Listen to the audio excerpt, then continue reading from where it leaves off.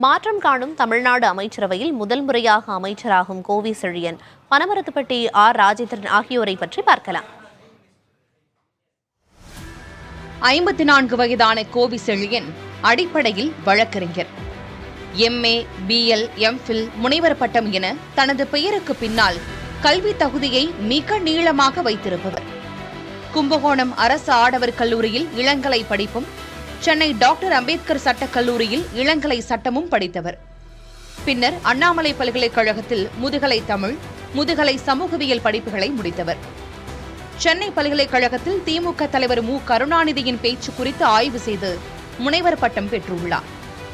தஞ்சை மாவட்டத்தில் திருவிடைமருதூர் அருகே உள்ள ராஜாங்கநல்லூர் தான் கோவி செழியனின் சொந்த ஊர்.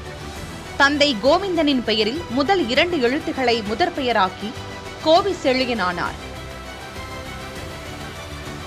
கட்சிப் பணிகளில் கோவி செழியன் காட்டிய தீவிரமும் சுறுசுறுப்பும் திருவிடைமருதூர் தொகுதியில் போட்டியிடும் வாய்ப்பை பெற்றுத்தந்தது. 2011, 2016, 2021 என அடுத்தடுத்து 3 முறை இதே தொகுதியில் போட்டியிட்டு வெற்றி பெற்றார்.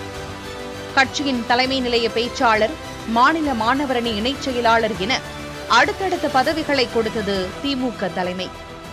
உதயநிதியுடன் நேரடியாக பேசும் அளவுக்கு நெருக்கமான நண்பர் கோவி செழியன்.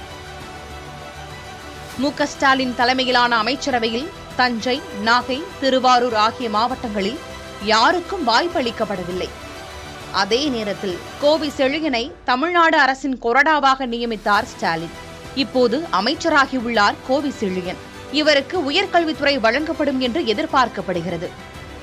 அப்படி வழங்கப்பட்டால் கடந்த 50 ஆண்டுகளில் பட்டியலினத்தைச் சேர்ந்த ஒருவருக்கு உயர்கல்வித்துறை அமைச்சர் பதவி வழங்கப்படுவது இதுவே முதல் முறை என்று கூறப்படுகிறது.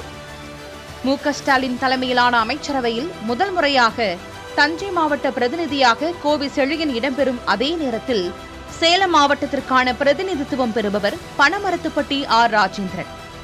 அடிப்படையில் இவரும் வழக்கறிஞர்தான். திமுகவில் கருணாநிதியின் காலத்தில் சேலத்தில் வீரபாண்டி ஆறுமுகம் கோலோச்சிய போது அவருக்கு மாற்றான சக்தியாக மு. ஸ்டாலினால் வளர்க்கப்பட்டவர்தான் இந்த ஆர் ராஜேந்திரன்.